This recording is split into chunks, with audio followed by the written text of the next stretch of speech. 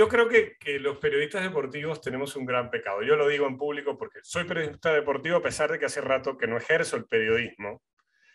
Y es que creemos que sabemos de todo. Y a diferencia de otras carreras, entre las cuales están los economistas, los médicos, los abogados, los ingenieros, no solamente no nos actualizamos en el fútbol, sino que además desconocemos en realidad todo lo que está alrededor del fútbol, que es muchísimo. Y por eso en esta ocasión quería conversar con un experto, que es Marc Siria, que no solamente ha estado en el mundo del fútbol, sino que, a ver, tiene mucho que ver con el mundo de las finanzas. Marc ha sido socio fundador de AAA Capital, de Diagonal Inversiones, ha estado en el fútbol, formó parte de la candidatura de Joan Laporta en 2015. Es decir, es alguien que conoce, como diríamos, el monstruo por dentro. Así que para mí, Marc, es un gusto y será muy, muy enriquecedor escucharte a través del tiempo que dure esta conversación, que prometo no hacerla muy extensa para mantener mi palabra. Así que bienvenido y muchas gracias. Buenas tardes, Ignacio. Un placer estar contigo. Ya sabes que hace tiempo lo comentábamos antes de empezar, que te sigo y para mí es un placer poder estar contigo y tus seguidores y a ver si podemos aportar un poco de luz en el tema económico y que no se haga muy pesado. Vamos a intentar que sea digerible. No se hará pesado porque además un gran amigo que tenemos en común me dice, Marc, hace que un niño de 7 años lo entienda. Y yo en temas económicos estoy o al nivel del niño de 7 años o menos, porque no tengo luces. Y por eso me encanta que podamos conversar. Yo quiero ir al principio de todo esto. Muy bien. No hay un número exacto porque no se conoce la auditoría. Por ende, hay especulaciones, pero especulaciones que se acercan a una realidad. Es una deuda que puede estar entre 1.300 y casi 1.500 millones de euros. Lo primero que quiero preguntarte es cómo se llega una entidad a tener una deuda de 1.500 millones de euros cuando al mismo tiempo generaba algún dinero. Pues la primera es que el modelo de gestión financiera era de mucho riesgo, de tanto riesgo que no se contemplaba que pudiera haber una curva en el camino, ¿no? Si te parece, retrocedemos solo un poco más. Año 2017, venta de Neymar, el club capitaliza 222 millones de euros. Tenemos que recordar que si el club no hubiera vendido a Neymar, ese año hubiera tenido pérdidas en el balance. Por tanto, algún día descubriremos si también la venta de Neymar era para intentar que el balance del Barça no sufriera en ese año, pero esa es otra película. Capitalizamos 222 millones de euros, nos entra el nerviosismo, no hay modelo de gestión deportiva y entonces vamos al mercado y empezamos a fichar con la chequera. Fichamos tanto con la chequera que fichamos más de lo que cobramos. ¿Y cómo fichamos? Pues el Barça es un club que genera cash. Esto es, a mí me recuerda mucho al Corte Inglés, ¿no? Nosotros vamos al Corte Inglés y Corte Inglés cobra al momento, ¿vale? Y le dice a sus proveedores que les paga en 30, 60, 90 o 120 días, ¿no? Entonces, la sensación es que tú siempre tienes dinero en la cuenta corriente, porque con que generas diariamente cash, tu percepción del riesgo es casi nula, porque estás todo el día generando cash. ¿Qué le ocurre al Barça? Que empieza a generar financiación a corto plazo, muy a corto plazo. Fichábamos jugadores con pólizas a 12 meses, ¿vale? Eso quiere decir, a 12 meses quiere decir que en 12 meses vencen y que tienes que reponer esa póliza o ampliarla, ¿de acuerdo? Entonces, nos pusimos a fichar jugadores con dinero que no teníamos, ¿vale? Y ocurrió una segunda cosa.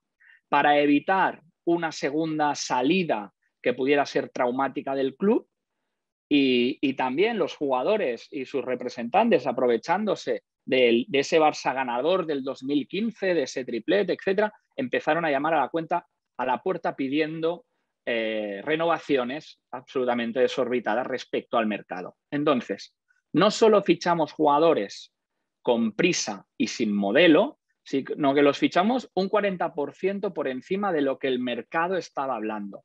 Cuando ahora se habla tanto de que los clubes Estado inflacionan el mercado, si lo creamos nosotros, si lo hizo el Barça, si fue el Barça el que inflacionó el mercado, ¿de acuerdo? No, por un lado, fichajes, pero el más grave,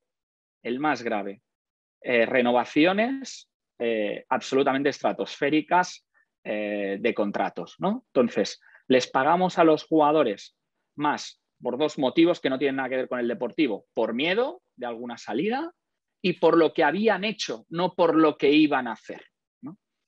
Entonces, si nosotros no entendemos o no sabemos explicar que Messi es un extraterrestre y que cobraba lo que cobraba porque lo generaba tanto en el campo como fuera, no debimos permitir nunca que el segundo escalón subiera tanto. Piensa que el segundo escalón es un 30% más alto que el jugador que cobra más del Real Madrid que juega a golf, ¿no? Pues, oye, es que resulta que nosotros el segundo escalón era los jugadores mejor pagados de Europa. De media el Barça respecto al Liverpool, al Bayern de Múnich, equipos que luego nos han pasado la mano por la cara en Europa, hemos pagado un 35% de media más en salarios. ¿De acuerdo? ¿Qué ocurre también? Que hay unas amortizaciones que son como la soga. ¿Qué son las amortizaciones? Yo compro un jugador por 150 millones y lo reparto entre los próximos 5 años como amortización para que no me den el balance pérdidas, ¿vale? Eso la ley contable me lo permite. Pero los 150, ¿cuándo los pongo? Hoy. ¿Y cómo los pongo? Con financiación a corto plazo. Por tanto, con que generaré mucho cash, porque cada día solo estoy pendiente del cash que genero porque tenía que presupuestar más de 1.000 millones, iba a facturar más de 1.000 millones y esa era mi obsesión, me daba igual lo que yo me gastara, porque en algún momento era eso. Habían avisos, habían semáforos en rojo continuamente. Desde, si te fijas en el balance, desde el 2018, desde el cierre del 2018, no estamos teniendo pérdidas porque hacemos trueques. Trueques que, por cierto, Liga de Fútbol Profesional los permite, aunque evidentemente se veía que no tenían nada que ver con la realidad de intercambios por valoración de jugadores. Entonces, voy acumulando más deuda, voy renovando con salarios estratosféricos y encima voy condenándome en amortizaciones pendientes. Y mi deuda, en lugar de ser una deuda a medio-largo plazo, es a cortísimo plazo, a menos de un año, ¿vale? Entonces, ¿qué ocurre? Que viene la pandemia y es la curva de vas en el coche y aparece una curva que no veías. Si vas a 80 puedes girar, si vas a 200 te das, ¿no? ¿Por qué? Porque me han caído 300 millones de euros. Por tanto, ¿la pandemia es culpable de la situación del club? Ni mucho menos. ¿Es un acelerador de hacia dónde iba el club? Absolutamente. ¿Y cómo se genera esa deuda? ¿No? Porque dices, oye, al final, si Ignacio y yo tenemos una empresa, tú y yo tenemos una empresa y nos baja los ingresos un 30%, 300 millones, pues oye, nos vamos y con mucho que nos pese, o hacemos un ERE, o hacemos despidos, o hacemos lo que haya que hacer para salvar el club. Pues resulta que en este sector en concreto no podemos. Hay que mantener los contratos, hay que respetarlos y si echamos a algún jugador o hacemos alguna acción de despido y el jugador nos demanda, tampoco me baja la masa salarial. Por tanto, estoy como en un callejón sin salida en este sector del fútbol en el que lo único que puedo hacer es aspirar a volver a tener ingresos, a que vuelva a tener ingresos y luego a que llegar a un acuerdo entre las partes en el que sea un acuerdo que todo el mundo respete y que vea que es lo que hace sostenible al club para llegar a una rebaja de salarios. Porque lo único que diferencia al Barça y al Madrid, y que no nos empiecen a decir otras historias, es la masa salarial. Claro. Tú ves los balances y lo único que se diferencia son, hombre, no está mal, 240 millones de desajuste entre masas salariales, ¿no? Eso te condena, ¿no? Y entonces, un poco, no sé si te he hecho la radiografía, pero tú acumulas deuda, lo único que puedes hacer con esta deuda es irla renovando, cada vez tu creditor se fía menos de ti, por tanto te mete exigencias superiores como, por ejemplo, te obliga a dar de garantía tus derechos televisivos, a dar de garantía parte de tus patrocinios, por tanto, cada vez tu capacidad de moverte es menor, cada vez estás más atado de pies y manos porque la economía lo determina todo, ¿no? Lo determina absolutamente todo. Entonces, en el mundo del fútbol aún es más grave esto, ¿no? Por tanto, una falta de prudencia en la gestión económica absoluta que nos lleva ahora a a rasgarnos las vestiduras por algo que algunos decíamos hace 4 o 5 años, ¿no? Hacia dónde iba la deriva con este crecimiento a base de deuda, ¿no? Crecimos a base de deuda. O sea, por cada millón que el Barça aumentaba de ingresos, se gastaba 1,6 en deuda, para que veamos un poco el coste, ¿no? Tengo que preguntarte, porque haces una figura que es muy, muy clara y que tiene que ver con que ante las obligaciones que genera la deuda, vas teniendo, digamos, se va apretando la camisa de fuerza. Es decir, tienes menos movilidad. ¿Cómo genera o de dónde genera ingresos un club como el Barça hoy en día, incluyendo, digamos, el contexto del cual no hemos salido, llamado COVID-19, que bueno, que es cierto, nos estamos vacunando y todo aquello, volverá algo de gente a los estadios, pero esto es una pandemia global que todavía, viendo los países pobres, no parece que vaya a desaparecer tan rápidamente. Entonces, ¿cómo genera ingresos un club llamado Fútbol Club Barcelona? Claro, el Barça además es un club atípico que la pandemia le ha afectado más que otros clubs, ¿no? Y te pongo el ejemplo. El Barça es un club global. Como club global tiene ingresos atípicos que, por ejemplo, un club local, ¿no? No los tiene, porque un club local solo tiene los ingresos fijos, que son derechos de televisión y los sponsors que haya podido contratar. Eso es lo que tiene un club local, y en base a eso hace su presupuesto, ¿vale? Entonces, llega una pandemia, sí que es cierto que le baja el matchday, pero no se le impone tanta presión de caída como al Barcelona. Para el Barcelona, el matchday lo que significa que es que tiene el Barça, derechos televisivos y sponsor, está clarísimo, y después todo lo que es el matchday. El matchday no solo es hospitality, gente que va al campo, que también es museo, es merchandising. Son, si miras la memoria, casi 200 millones menos de ingresos solo en esa partida. Si le sumamos la partida de patrocinadores que también han negociado a la baja, como Rakuten y Beko, que además solo han firmado a 1 año porque querían ver si había renovación de Messi, si el Barça volvería a tener estos ingresos y podría volver a ser este club global, pues te encuentras con esos más de 200 millones de bajada directa en tu balance casi de un día para el otro. Entonces, lo que para un club local no es tan grave, para un club como el Barça, que es un club global, pues es mucho más grave, impacta frontalmente de una manera mucho, mucho más dura, ¿no? Y en esto llegamos, lo acabas de mencionar, al episodio Messi. Quiero centrarme en esta primera parte en se va el activo de mayor renombre y mayor poderío futbolístico, que son dos cosas que con Messi congeniaban. Porque, por ejemplo, cuando el Real Madrid compra a David Beckham, Beckham era probablemente la marca más fuerte, pero no era el mejor jugador, no era el que le representaba mayores éxitos deportivos. Messi lo era en el Barça. Renegocias a 1 año a la baja estos contratos con los patrocinadores. Messi ya no va a estar. Ya no solamente que no está, es que no va a estar. ¿Cuál es el panorama a la hora de acercarte primero a los patrocinadores y después a la renegociación de la deuda? Porque te habían dado, tengo entendido, que se le había hecho una calificación positiva a la deuda del Barcelona para poder acceder a un préstamo, pero esa calificación se hizo, corrígeme si estoy equivocado, estando Messi en la plantilla. Ahora Messi no está en la plantilla. ¿Cómo afecta todo esto? Por partes. Muy buenas preguntas, pero por partes. Para mí, y perdona que yo en el fútbol me fío de los que sabéis de fútbol un poco más, yo soy un socio absolutamente enamorado de mi club, pero de fútbol sé lo que sé, ¿no? Entonces, yo lo que sí que te puedo decir es que como financiero era peor que se fuera Messi hoy por la parte económica que por la parte futbolística. Y para mí ahí está el drama, ¿no? O sea, un tercio de los ingresos del club, directos o indirectos, venían por Messi.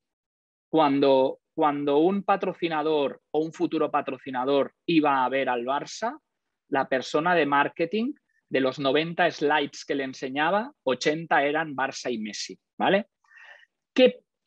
¿Dónde falla el Barça? Aquí también falla. O sea, aunque Messi se gane es ser ese deportista emblema épico y franquicia, hay un momento en que el Barcelona, en lugar de que el jugador dependa del club, hace que el club dependa del jugador. Y me explico. Con la salida de Neymar, que era otra marca emblema, te podía gustar o estar más de acuerdo o no, pero era otro.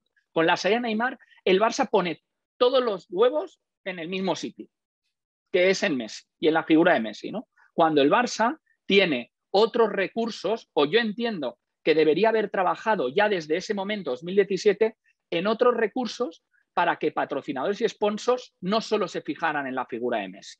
¿Y qué hicimos? Bajamos la competitividad del equipo, eso es un hecho, empezamos a perder en Europa, y entonces, ¿qué ocurre con tu hombre franquicia? Que cada vez es más importante. A medida que tú juegas peor, tu hombre franquicia, ¿sabes qué hace? Hace de escudo, de escudo. Entonces, te refugias en él para conseguir sponsors y patrocinadores, que cada vez son más exigentes y cada vez insertan más la cláusula Messi. Oye, yo pago esto, pero evidentemente porque Messi está en el equipo. Oye, yo atiendo a esta sponsorización porque quiero que Messi. Oye, esta gira que vamos a hacer, quiero que Messi esté en el equipo. Oye, este patrocinador de vehículos quiere que Messi esté en la firma del acuerdo de patrocinio, etcétera, etcétera, etcétera. Por tanto, Messi, y ya lo del merchandising, pues ya es conocido de sobras. 8 a 10 de cada 10 camisetas que se venden, 8 son el 10 de Messi. Tanto que era la única camiseta con nombre y número que salía directamente de la imprenta. Otras camisetas tienes que ir tú y pedir el número y el nombre, ¿no? Pues esta camiseta salía directamente de la imprenta. Entonces, ¿qué ocurre? Que por eso era tan importante, o para mí era esencial, que estos 2 años, este último puente, esperando una generación de jóvenes futbolistas que sí que parece que están dando un paso adelante y que por convicción o obligación tienes que contar con ellos, no hay opción B, pues hiciera un poco de este hombre emblema dando este testigo y luego yéndose a una liga inferior luego de estos 2 años. ¿Por qué? Porque así mi historia, mi relato con Messi seguía. Podría volver al club, hacer 2000 cosas y poder seguir generando engagement y seguir generando ingresos. Porque yo creo que Messi también, si hubiera continuado esta historia de amor Barça-Messi, también tenía sentido en el terreno económico y financiero después de colgar las botas, ¿no? Entonces, Seguro, creo que ahí se...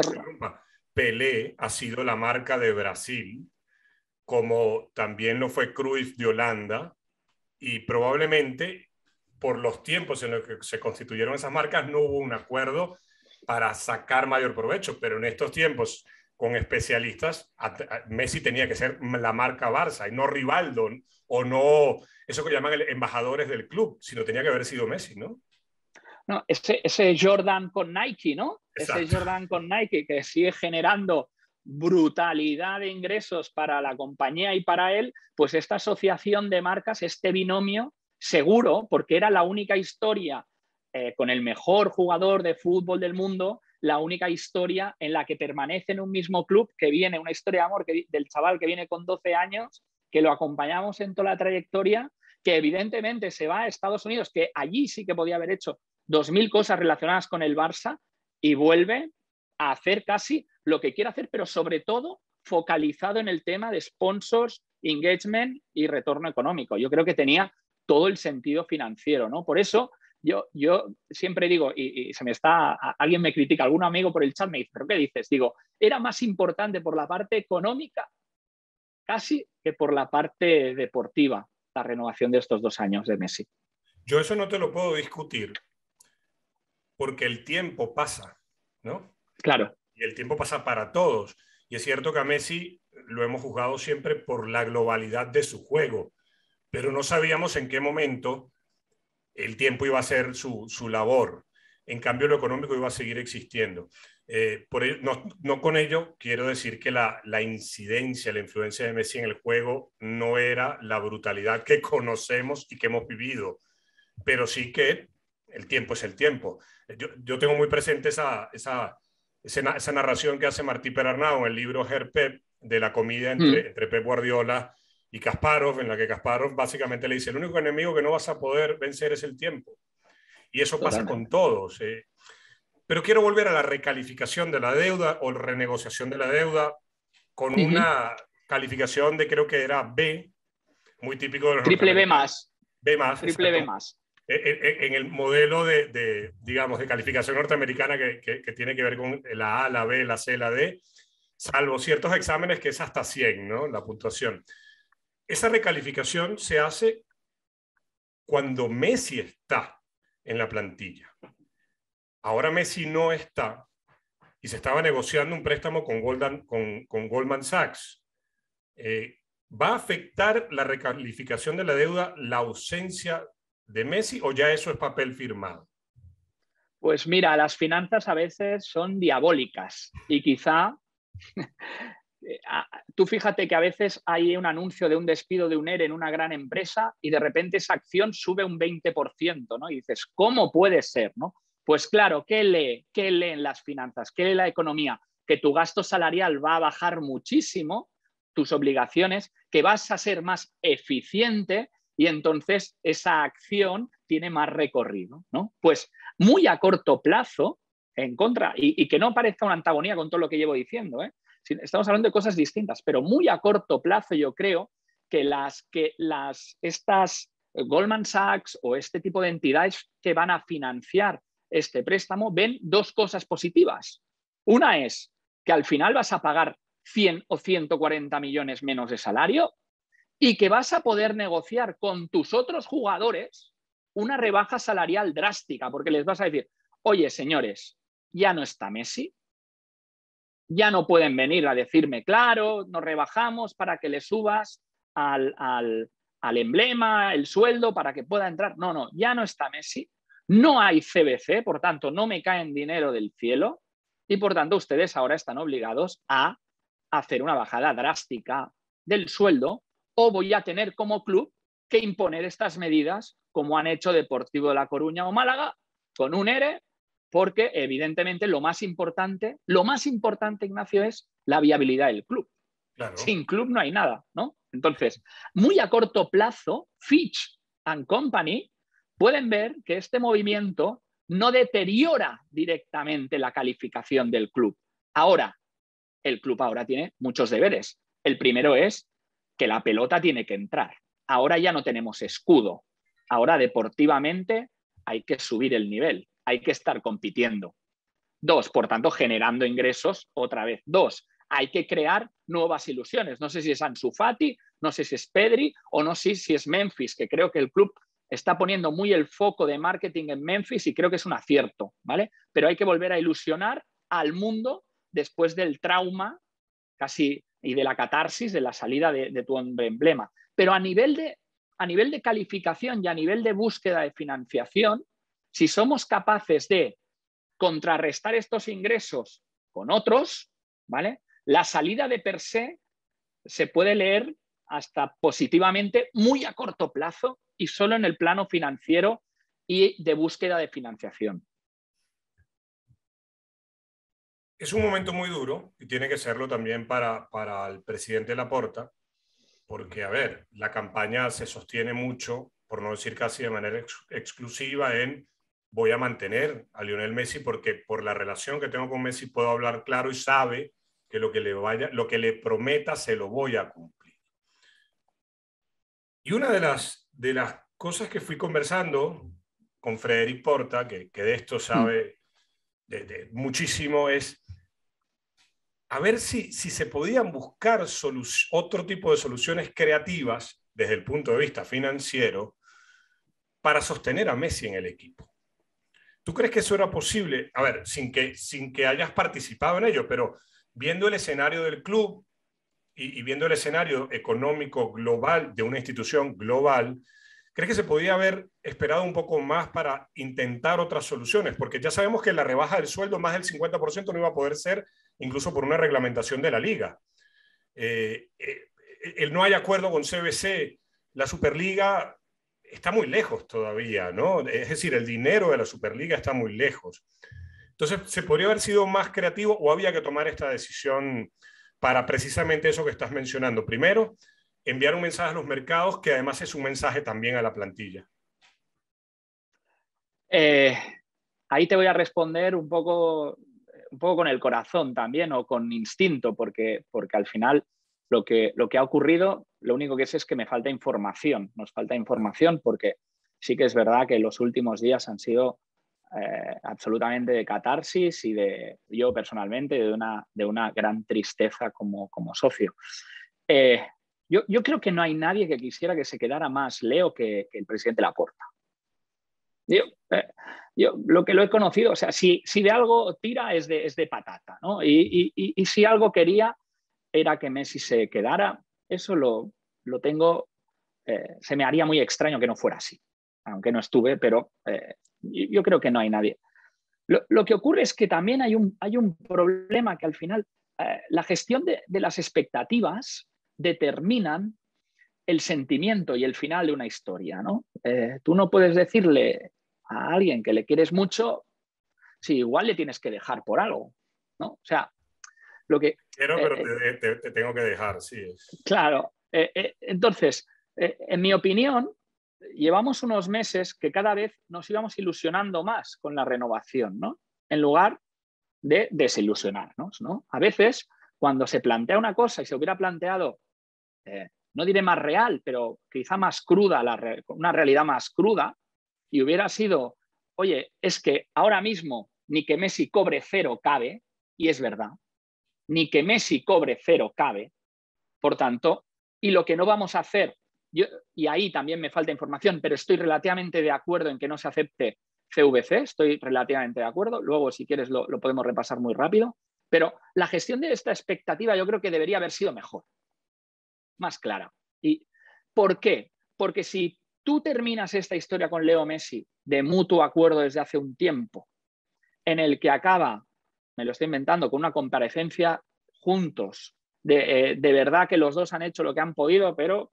no ha podido ser por tal, en la que el socio ha ido viendo esto, estaríamos en una situación bastante parecida a la que comentábamos antes, ¿no? Messi se va no porque nadie le deje ir, no porque él no quiera seguir, sino se va porque no hay más remedio y volverá, ¿no? Pero parece, la sensación que ha dado con esta gestión de expectativas es que se ha cerrado el libro de golpe, ¿no? Claro. Y que ni una parte se siente engañada, yo creo que la parte de Leo Messi se siente engañada, y la parte de Laporta yo creo que siente impotencia, ¿no? O sea, al final, crear estas expectativas muy ilusionantes tienen que tener una base más sólida financiera, ¿vale? Entonces, ni que Messi hubiera dicho que cobraba cero, y os modifico una cosa que se está diciendo mucho, lo que me comentas del 50% aplica solo en segunda división. En primera división podía haber firmado un contrato sin cobrar, ¿vale? O cobrando €1, ¿vale? Okay. Pero no cabía, igualmente no cabía. Entonces lo que quiero decir es, si tú al final, porque si la pregunta es, ¿hicimos todo lo que pudimos como club? No lo sé. Claro. Quiero pensar que sí, pero apretamos a la liga y nos pusimos, nos fuimos a la UEFA a protestar por una actitud absolutamente ilógica, que en todo el mundo se ha flexibilizado, todos los sectores del mundo, los países, hemos recibido una liquidez brutal en las economías para salvar todos los sectores, hemos salvado industrias enteras, sectores enteros para no caer en la ruina absoluta, y un sector como el fútbol, que está tocado de muerte por el tema de la pandemia, la bajada de ingresos, no se flexibiliza. La única liga en el mundo que no se flexibiliza es la Liga de Fútbol Profesional. Hicimos todo lo que pudimos para poner a Tebas contra las cuerdas y a la Liga de Fútbol Profesional. Quiero pensar que lo hicimos. Fuimos a hablar con todos los representantes de todos los jugadores que tenemos en la primera plantilla y les pusimos encima de la mesa el problema que había para renovar a Messi, y que si renovábamos a Messi, ese jugador de la plantilla también tendría mejor competición, estaría más arriba, tendría mejor repercusión su propia imagen, por tanto, a él le repercutía en positivo. ¿Lo hicimos? Claro. ¿Lo hicimos hasta el último aliento?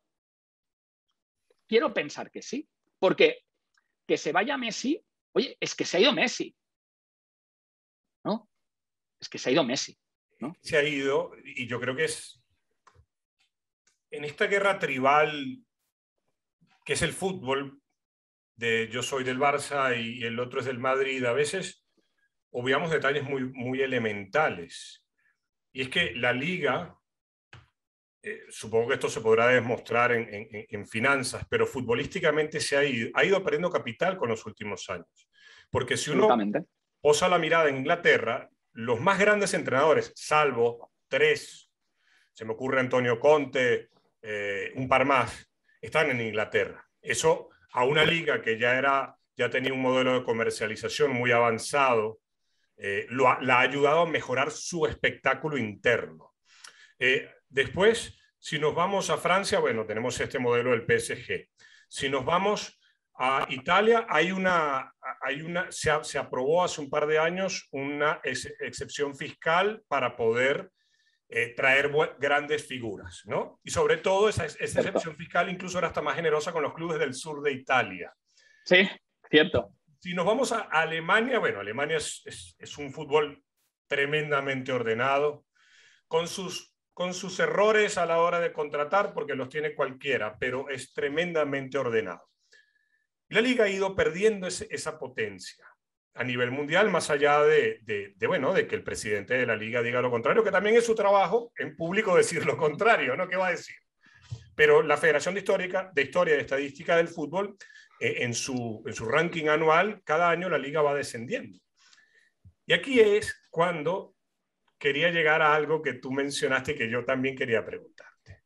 CVC, ha sido aprobado el acuerdo con CVC por casi todos los equipos salvo 4, llamándolo ahora la Liga Impulso. Barcelona y Real Madrid, por supuesto, se han opuesto, como sobre todo el Real Madrid ya lo había dicho en público. El Barcelona, a través de Joan Laporta, aquel día expresó sus dudas, pero sabemos que esas dudas las expresó de una manera diplomática, pero cuando Laporta ya hablaba sabíamos que no sentía que beneficiaba al club. ¿Por qué no beneficia este contrato?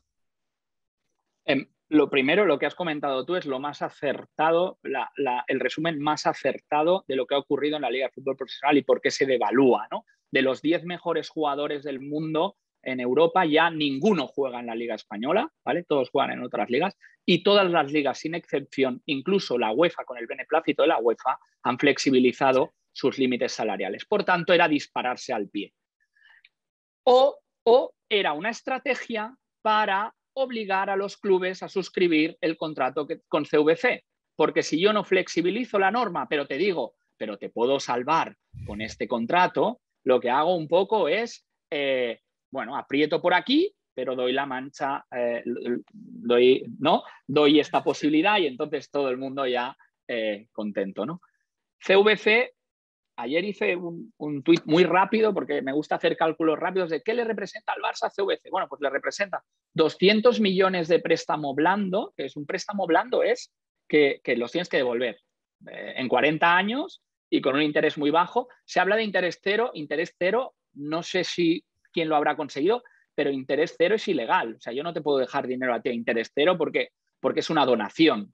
Tengo que ponerle por lo menos el interés legal del dinero para que no venga Hacienda y me diga que te estoy donando dinero. Pero bueno, ya veremos cómo termina esto. Préstamo blando, un tipo muy bajo, 40 años, con una obligación de que el 70% fuera infraestructuras, 15% en contra de pérdidas de COVID, por tanto, para apaciguar pérdidas de COVID, y un 15% para fichajes, ¿no? Al Barça le correspondían unos 40 millones para fichajes, más el incremento que le supondría el límite salarial al bajar 40 millones de pérdidas que no tendríamos, pues quizá entre 50 y 60 millones. Con eso, Messi cabe.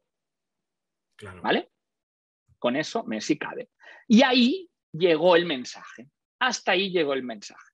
Entonces, para mí, tú no puedes ser el presidente de una patronal y llegar a un acuerdo con un fondo sin tener a los dos clubes que más valor te generan en tu patronal, como son el Barça y el Madrid, que generan el 70% del valor de la liga, sin tenerlos enterados o incluso en la mesa negociando. O sea, no, es algo inconcebible. La segunda es, no te puedes poner tan inflexible en algo que el mundo reconoce, que es que se debe dar ayudas y flexibilizar ciertas normas que tienen sentido, pero no ante una causa de fuerza mayor como la bajada por ingresos de COVID, y en 2 días quererlo resolver anunciándolo una semana, hace 10 días, y en la semana siguiente que se tenga que aprobar por todos los clubes que confeccionan la liga, un acuerdo que modifica tu relación con la liga de fútbol profesional. O sea, un acuerdo que lo modifica todo, porque se crea una nueva holding, que es una nueva empresa, en el que el 90% es la liga y el 10% CVC. Por tanto, estoy modificando toda la naturaleza de la competición. No me has dejado flexibilizar todos estos meses y ahora en 10 días me dices que tengo que resolver sobre eso. Y las dos y más graves. Esto se intentó hacer en Alemania, como has dicho muy acertadamente, en Alemania tienen los deberes hechos, no necesitan dinero y menos otro socio. Y en Italia, porque una de las cláusulas que había era que los clubes que suscribieran ese acuerdo no podrían jugar la Superliga. Entonces, Juve se negó totalmente y al final sin los grandes clubes no se llegó a ese acuerdo, ¿no? Y ha llegado a España el acuerdo, ¿vale? No sabemos si hay esa cláusula o no. Según lo que he leído hoy, Tebas dice que no hay esa cláusula y tal. En Italia la había. No sé si en el último momento la han quitado o cómo funciona. Pero como negocio para el Barça, dejándonos de estas... Ah, y la última. Aunque yo tenga el 10% de tu empresa, yo condiciono el otro 90%. En poco, en mucho, en poco más o más medida lo condiciono. Y lo pondré por escrito. Tú no le puedes vender entonces a mi rival derechos. No puedes hacer según qué sin mí. O sea, el 10% no es una obra de caridad. El 10% es, de alguna manera, control colateral de los derechos televisivos por 50 años, ¿no? O sea, seamos francos, que es un fondo de inversión, que no es una ONG, ¿no? Oye, ¿no? Entonces, pensaba rápido, 270 millones por el 10%. El Barça genera 160 millones de derechos televisivos. Son 16 millones de euros. Ponle una inflación del 3% e ir muy así por debajo, ¿no? Por 50 años más el préstamo, esto le cuesta al Barça en falta de ingresos más devolución unos 1.100 millones de euros, ¿no? Más no tener libertad para negociar derechos televisivos, más estar sometido o igual no poder decidir su futuro con el tema Superliga o algo parecido. Es igual, deja la Superliga ahí. Por tanto, oye, la decisión de CVC nos deja sin Messi. No, nos deja sin Messi una política económica de los últimos 10 años nefasta y la inflexibilidad por parte de la Liga para condicionar el momento actual a la falta de ingresos. Esos son los dos culpables de que nos dejan con Messi. La trampa es que nos quieran poner entre la espada y la pared, que no aceptar CVC, me quedo sin Messi. No, eso es una trampa. No. Y es una trampa, y estas palabras las pronuncio yo, ¿eh? Yo, no te hago responsable, eso es un chantaje. Pero de película de Hollywood, de novela negra. Además, el presidente de la patronal lo publica, ¿no? En redes. Dice, Sí. oye, te has quedado sin dinero y sin Messi. Oye, que eres el presidente de la patronal, estás para ayudar a los clubes.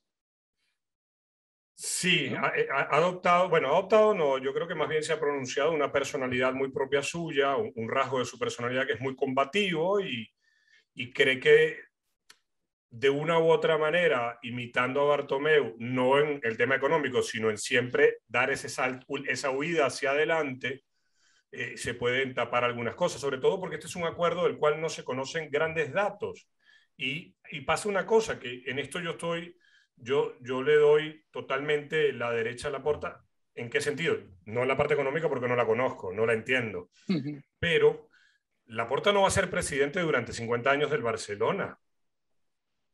Entonces, más allá del aspecto económico, hay por lo menos una intención democrática de decir, yo no soy el dueño del club. Yo no soy Peter Lim, dueño del Valencia, que hago con este club lo que quiero. Entonces, ahí hay una cosa que a mí me parece muy positiva. Y sobre todo porque uno de los ítems que a mí me hacía ruido es el tema de los derechos, digamos, de contenido digital. Yo creo que ayer, todavía a los no creyentes de esta nueva realidad, ayer les tuvo que mosquear un poco. Bueno, sí, les mosqueó, hemos visto que les ha mosqueado, pero esa es la nueva realidad y ese es hacia dónde camina el mundo, porque probablemente el fútbol, o el fútbol español, no así la Premier League, y ni hablar del deporte profesional norteamericano, sé que es experto en ello. Yo te doy un ejemplo. Yo soy venezolano, vivo en Madrid. El deporte más visto en Venezuela ha sido siempre el béisbol. Obviamente los horarios hacen prácticamente imposible, no voy a estar hasta las 5 de la mañana. Yeah. Pero sí veo cuando se cumple el acuerdo anunciado de que plataformas como YouTube transmitan un par de juegos gratis semanales. Claro. O también, vuelvo al fútbol, como entre los derechos de televisación, la Premier League, entre quienes pagaron ese dinero, que, bueno, firmaron ese acuerdo hace creo que 2 meses, está Amazon. Y que yo sepa, Amazon es un contenido digital. Absolutamente. Cuando se habla de eso en el acuerdo, yo digo, Laporta y cualquier persona con 2 dedos de frente tiene que tener mucho miedo, porque no sabemos cómo va a crecer ese mercado. Sabemos que va a crecer y se va a expandir, pero no sabemos hasta qué nivel, ¿no?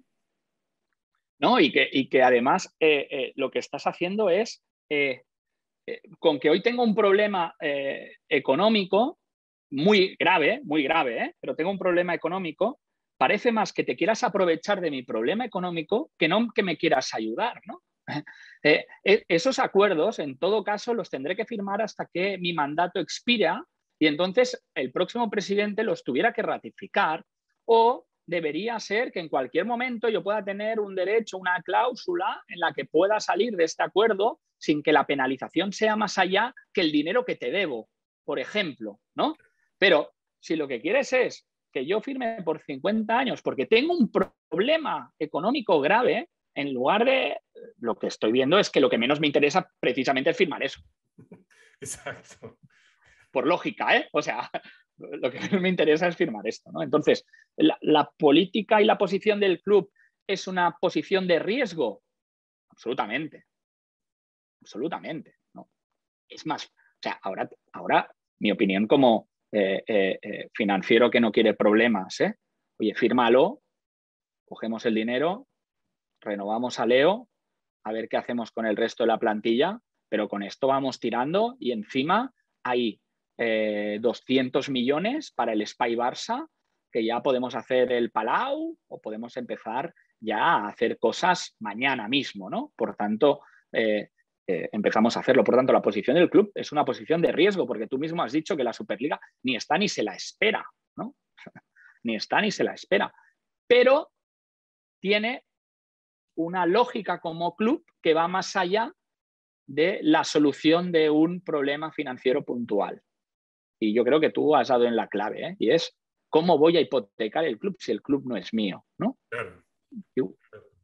¿No? Fíjate que quien ha dicho que no, básicamente, Real Madrid, Barcelona, clubes de socios y socias. Bilbao igual.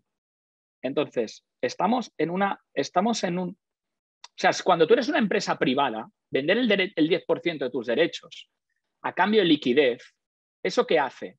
Que tu activo se revalorice un poco. Ya coge algo de aire, ¿no? ¿Y qué me ayuda? ¿Y qué es que coja algo de aire? Pues que si lo quiero vender o traspasar, ese activo, mi balance está más saneado, ¿no? Por tanto, tiene mucho más sentido que una SA acepte ese acuerdo que no un club de socias y socios, desde un punto de vista financiero. Y ahí llegamos. Yo he disfrutado mucho esto porque has guiado la charla por los puntos que tenía sin necesidad yo de... Entonces, me hace entender que por lo menos mis miedos son los miedos colectivos, que Evidentemente. No es poca cosa tampoco, ¿no? Hablaste de las sociedades anónimas. El otro día charlando con Frederic, me dice, yo le pregunté, ¿cuál es tu mayor miedo? en este momento, ya que no está Messi. Porque antes, yo la sensación de mayor tristeza la sentí el día que, te soy muy sincero, no se había ido Guardiola del club, pero fue el día de que se ganó la Champions, la segunda ante el Manchester United, cuando él habla en rueda de prensa, y por supuesto habla muy bien de Messi, habla del estilo de juego, de cómo cuidar a Messi, todo aquello. Y mi sensación fue, el día que este se vaya, nos vamos al demonio. Pero fue una sensación, yo no, a ver, así como cuando tienes ese sexto sentido que te dice, no sé, que no Instinto, pide ¿no? la pasta Sí. sino pide la carne en el avión. O sea, así de sencillo. No, yo no tenía nada que justificar a mi miedo. Para muchos era cuando se fuera Messi, y bueno, y ahora se ha ido Lionel Messi. Frederic me decía, ahora mi miedo es que estemos marchando hacia la conversión del club en una sociedad deportiva. ¿Cómo lo ves tú? Porque es un miedo total, y es una realidad que, digo, es un hecho, es una circunstancia que en determinado momento puede llegar a convertirse en una realidad. Sí, sí. Cada vez además hay más altavoces, ¿no? No sé cómo los están organizando, pero parece que hay más altavoces. Que se vaya Messi para mí es un error histórico reversible, ¿no? Hay una generación de jugadores, tendremos que tener paciencia, masía, apuesta, etc. La conversión en SA es un error histórico irreversible. Una vez privatizas el club, ya no puedes volver atrás, ¿no? Sí. Por tanto, la primera es, evidentemente para mí que el Barça se convierta en una SA es que pierda el alma. Es lo más parecido, ¿no? Y así lo siento. Yo creo que el Barça de socios y socios es lo que hace que se ame un club y lo que hace que yo lo ame, entre otras muchas cosas. Ese sentido de propiedad que tenemos los socios y socias, y sobre todo de que hay un cierto sentido de que beneficiamos al entorno, etcétera, pues todo eso se pierde, ¿no? Por tanto, mi opinión como socio es esta. Mi opinión financiera es que para evitar que estos altavoces sigan sonando, nos tenemos que poner a hacer cosas, ¿no? Hay que ser muy atrevido en la rebaja salarial a los jugadores, y si la deuda es demasiado alta a corto plazo y no es suficiente con la refinanciación que proponga Goldman, ¿vale? Hay que tirar de los socios y socias. Hoy he hecho un tuit en el que he dicho, oye, al final lo más importante es proteger este modelo de propiedad. Hay que protegerlo entre todos. Entonces, en la medida de la posibilidad de cada uno, en la medida de posibilidad de cada socia y socio, pero ¿por qué no de fans en el mundo? ¿Por qué no activamos la monetización del club? Activémosla. Eso requiere pues mira, se podría hacer de 1000 formas, desde un crowdfunding, ¿no? Okay. hasta todo lo que representa la fundación en el mundo, ¿vale? La fundación también podría ser un vehículo para aportar recursos al Barcelona en temas concretos que los necesitara el club, y después el propio club con este crowdfunding, o llámale, o tecnológicamente es muy posible hoy en día llegar a todos estos fans y activar la monetización. ¿A cambio de qué? De experiencias.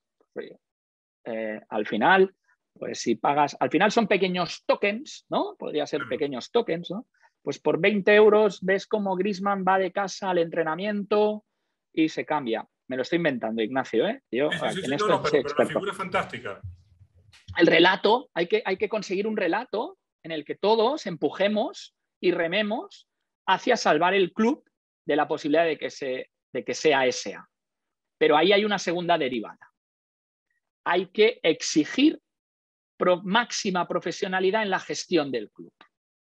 Claro. Esto ya no es un club en el que el mundo ya no es un club en el que con 3 llamadas resuelvas cosas, sino necesitas a los más potentes. Un club que genera y que factura 1.000 millones de euros tiene que tener, ya no diré tanto en la parte directiva, pero sí en la parte ejecutiva, profesionales muy potentes. Diré más. Debería cambiar, evidentemente, el acto democrático de ir cambiando esta directiva no debería influir en el equipo ejecutivo de primera línea. O sea, Okay. si cada vez que cambia una directiva, cambio todo mi primera línea ejecutiva, es que como club algo estoy haciendo muy mal.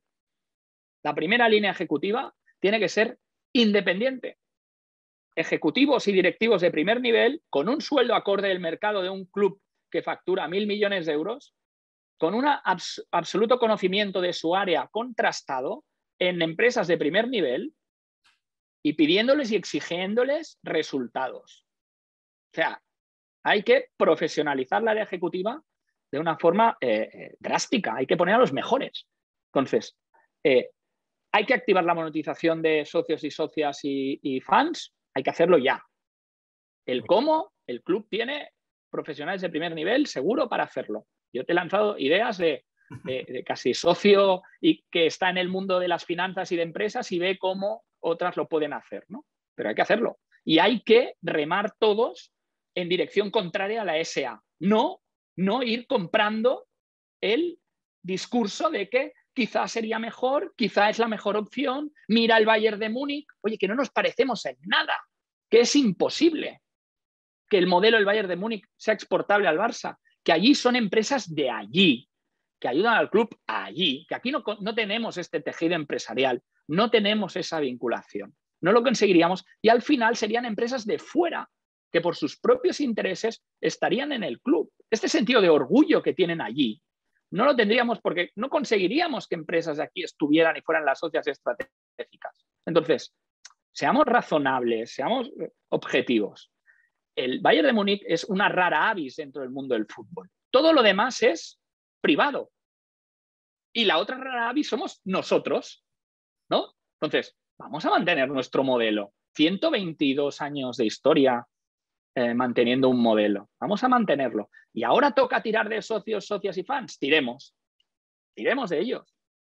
Yo lo que digo es que sea la última opción de la última, después de la última y después de la última, la última. Y que nadie, y última reflexión, eso lo tendría que aprobar la asamblea de socios compromisarios del club. La directiva no puede tener o no puede hacer esa transformación jurídica sin la aprobación de la asamblea. Pero vaya, para mí, ni planteable. Te tengo dos últimas para no robarte tanto tiempo, porque además nos has dado a mí y a quienes sintonizan una explicación, insisto, muy didáctica, muy didáctica. Te agradezco. Reducción de salarios.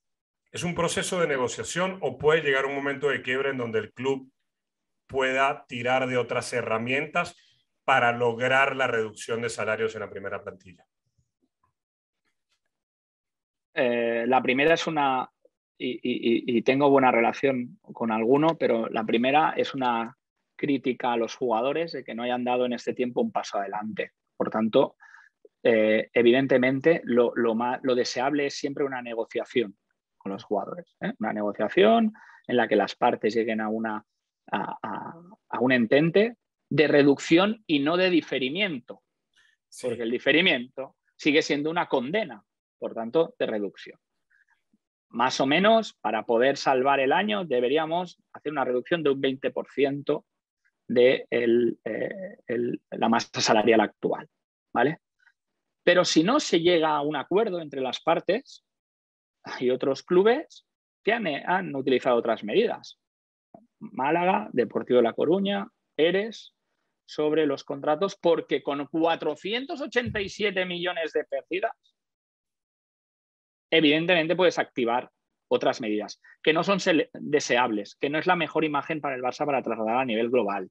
Te lo compro, cierto, pero lo importante es la supervivencia del club por delante de todo. Por tanto, no es lo deseable, el sector te da muy poco margen para hacerlo. Es lo que hemos dicho antes, en cualquier otro sector lo ejecutaríamos y ya está. O sea, aquí los contratos se tienen que respetar. Si un jugador te demanda después de un despido, esa masa salarial no baja, por tanto tampoco te ayuda a tal. Por tanto, entiendo mucho que parezca que se ha hecho poco, pero ahora sí que toca tomar decisiones, o sea, con los jugadores al lado o sin los jugadores al lado, pero hay que tomarlas. Ya se ha ido Leo Messi, o sea, es que ya ahora hay que hacerlo. Un amigo me dijo nitroglicerina. Llegó el momento, si no, si no estamos... y la última que te quería hacer era, es muy sencillo, porque por supuesto, así como también hay altavoces que empiezan a hablar de la Sociedad Anónima Deportiva, también hay altavoces que empezaron a hablar de los daños de la pandemia. Ya era obvio que esto no era responsabilidad del COVID-19, porque gente como tú y muchos otros esto lo venían anunciando desde hace mucho tiempo. Hay unos señores a los cuales ahora se les señala que son quienes avalaron, es decir, quienes pusieron su dinero para que esta candidatura pudiese inscribirse y pudiese participar de los comicios, eventualmente, como sucedió, ganar. ¿Cuál es la responsabilidad económica de un señor que avala cuando sale la directiva? Porque es cierto, hay mucha gente de España, o no mucha, eso suena horrible, hay gente de España que nos ve, pero hay gente que no está en España y que esto le suena a un idioma totalmente desconocido. Entonces, ¿cuál es la responsabilidad de esos señores que pusieron el dinero para que la candidatura pudiese existir? Y no es el dinero para, digamos, para actos electorales, sino es el dinero que requería el Barça precisamente para que y la ley del deporte para que estas candidaturas pudiesen participar. ¿Cuál es su responsabilidad una vez que termine el periodo, digamos, directivo, sea la primera o en segunda tanda? La primera aclaración es que para ser candidato no necesitas el aval, pero si ganas las elecciones tienes 10 días, es la candidatura ganadora, tiene 10 días para hacer el aval y depositar el aval en la Liga de Fútbol Profesional, ¿vale? Por eso a veces ves gente que se presenta y dices, pero si esta persona si ganara no podría avalar, ¿no? Pero bueno, ese es otro debate, ¿eh? Entonces, en esos 10 días, los integrantes de la candidatura, los directivos, ponen su patrimonio personal al servicio del presidente para que el presidente pueda ser investido como tal, como presidente, ¿de acuerdo? Se hace un aval solidario entre todos los miembros de la directiva y se va a depositar a la Liga de Fútbol Profesional. Es el único club en Europa, el único club que tiene depositado 150 millones patrimonio de los directivos. El Real Madrid, el señor Florentino Pérez, no sé cuántos años lleva de presidente, con que a los segundo año que ya das beneficios y no llevas pérdidas atrasadas, por tanto, que ya das beneficios, puedes retirar el aval, no tiene avalado. Por tanto, es el único club en Europa que sus directivos ponen dinero, tienen puesto dinero por si hay pérdidas y con su patrimonio depurar esas pérdidas. Entonces, si este año el Barça va a declarar pérdidas de 487 millones, no sé cuántos millones podrán ser por causa COVID, que eso no entraría en la responsabilidad patrimonial de los directivos. Pero a partir del siguiente año, el Barça tiene que dar beneficios. Si el Barça no da beneficios, ese diferencial de pérdidas se tendría que cubrir con este aval. ¿De acuerdo? Por tanto, no hay nadie más interesado en que el Barça funcione que el avalista, pero eso tiene una parte de veneno, y es que a veces, por no querer vincular tu patrimonio más allá de lo que es el puro formalismo de presentarlo en la liga, no quieras arriesgar y tensionar el balance para que al final sí que te toque poner dinero. No sé si me explico, ¿eh? Sí, o sea, sí, claro. Al final es una moneda de doble cara en la que, por un lado, evidentemente, es el único club que lo hace por la ley del deporte, le obliga a depositar este aval por si hay pérdidas, pero por otro lado, esto te condiciona tu gestión absolutamente. Te la condiciona. Porque si yo tuviera que avalar, o tú, pues una parte de es nuestro patrimonio personal. Ahí tendríamos una parte querríamos que se hicieran no solo bien las cosas, sino minimizar las posibilidades de que hubieran pérdidas. Y eso a veces, la política, digamos, del club y de gestión del club puede ir en contra del avalista, en el sentido de no querer tener que al final poner a disposición o que perder parte de su patrimonio, ¿no? Por tanto, ahí ese barco también es difícil de llevar, y yo entiendo absolutamente a los directivos que por una parte arriesgan su patrimonio en la peor situación económica de la historia del club, la peor, ponen su dinero, y por otra quieran una gestión en la que ese dinero después no lo pierdan, ¿no? Es lógico. Entonces, Es lógico. ahí está el equilibrio. Si se publica la auditoría, como pareciera que ahora es el camino a seguir, porque se ha ido Leo Messi, insistimos, es que todo es a partir de que se va Leo Messi. Totalmente. Es que cuando se va Leo Messi hay que sacar la careta, ¿no? Ya da igual, todo. ¿no? Claro. Claro. Ya no querer mirar el espejo retrovisor ya no puede ser. No puede ser. Habrá que... Laporta es una sensación mía, pero quiero conocer, tú que lo conoces mucho más, va a tener que, si lo dicta toda la auditoría, va a tener que iniciar algunas acciones, porque es fútbol, lo sabemos, y en el fútbol hay muchas cosas que pasan y nadie, digamos, se hace responsable, pero estamos hablando de un dinero en deuda de una institución que está poniendo en jaque a una institución de más de 120 años. Es que no tienen otro remedio, ¿no? O sea, yo creo que la junta directiva y la ejecutiva del club no tiene más remedio. Hay que interponer todas las acciones que vayan para depurar presuntos delitos, que parece que son algunos claros, ¿no? O sea, es que no hay más remedio. Es que yo entiendo perfectamente la posición del presidente cuando se presenta, es decir, que no quiere mirar hacia atrás, que quiere estar enfocado a futuro. Eso lo entiendo, porque él lo sufrió, y parte de esa junta directiva lo sufrieron en sus propias carnes, y que tengas esa espada de Damocles encima de la cabeza tantos años a nivel personal debe ser lo peor que se le puede desear a nadie, pero es que no tiene más remedio. Es que se ha ido Leo Messi. Es que la deuda supera los ingresos. Es que los salarios superan a los ingresos. Es que hubieron 49 fichajes en el segundo equipo. Es que hay facturas troceadas, ¿no? Es que se han contratado servicios para ir en contra de los principales activos del club. No sé. Si estos presuntos delitos son reales y la auditoría y un auditor de primer nivel los pone encima de la mesa, es que no hay más remedio. Es que no hay otra, Ignacio. No hay otra. Es una lástima, Marc, porque esto fue anunciado con mucho tiempo de anticipación, pero el fútbol tiene esto que a veces en Sudamérica se dice, los balances no ganan campeonatos, tampoco ganan elecciones. Y aquel triplete de 2015, y no lo digo por futbolistas de cuerpo técnico, lo digo por lo que significó, era un caramelo envenenado, lastimosamente. Quiero agradecerte mucho que te hayas tomado el tiempo de dar esta explicación que ha sido, insisto, para alguien que no entiende de economía como yo, ha sido muy clara.